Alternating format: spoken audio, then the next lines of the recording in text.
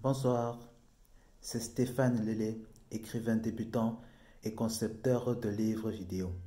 Hier, je vous ai conté l'acte 6 du chapitre intitulé La licorne de Paran et la forêt des nuages. Aujourd'hui, je vais vous conter l'acte 7. C'est parti.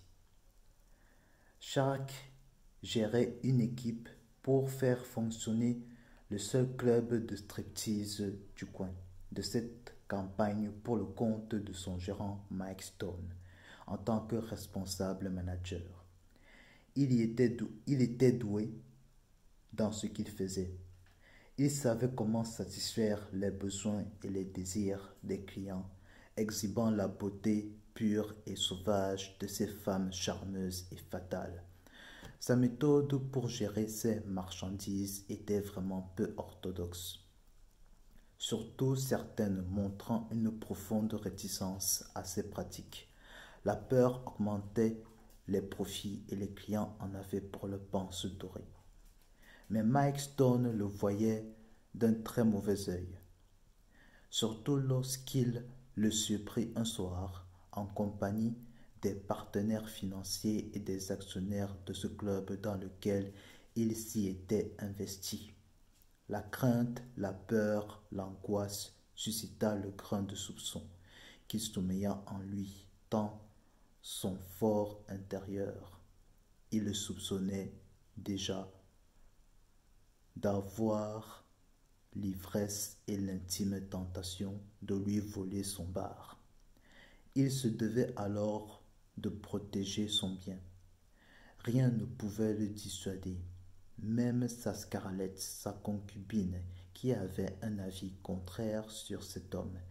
Il était souvent le sujet de disputes du couple. Le concubinage y était presque à y laisser ses plumes. L'intérêt du gain y servait de thérapie du couple, consolidant le reste, évitant tout éclat. Ils avaient fondé ce club ensemble à partir de rien.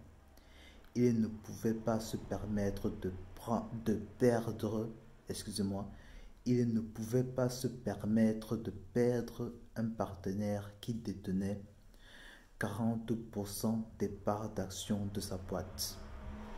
Lors d'une soirée organisée par la commission des jeux du comté de North Kent, les membres y avaient pour but de collecter des dons afin d'aider le financement d'une association caritative Save Children qui avait besoin de fonds pour empêcher la fermeture d'une crèche de cette bourgade paumée qui s'apprêtait à mettre les clés sous les verrous.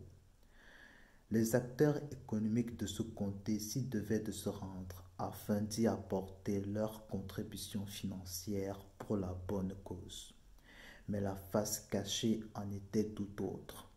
Chacun y venait pour ses propres intérêts, de gratter le moindre petit service financier, pour négocier des petites transactions rentières, conclure des partenariats commerciaux ou pour tenter de créer des réseaux.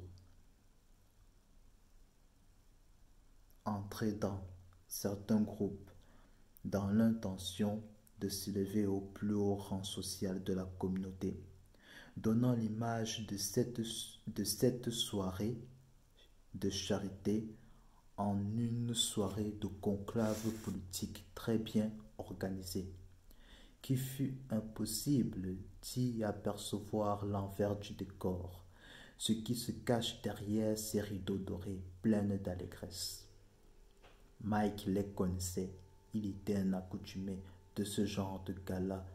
Ce soir-là du 13 octobre, il se devait de jouer son rôle et d'entrer dans le jeu du pouvoir. Il espérait obtenir un partenariat avec la commission des jeux durant cette soirée-là afin d'y obtenir une subvention financière de leur part. C'est tout pour ce 7e acte. Dites en zone de commentaires ce que vous aviez pensé. Donnez vos impressions pour que je puisse l'améliorer pour la 2e version de ce livre vidéo. Abonnez-vous à ma chaîne. Mettez un pouce si cette vidéo vous a plu et mettez l'autre pouce si vous n'aviez pas aimé cette vidéo. D'ici là, portez-vous bien, dormez bien et rendez-vous demain pour le 8e acte. Ciao.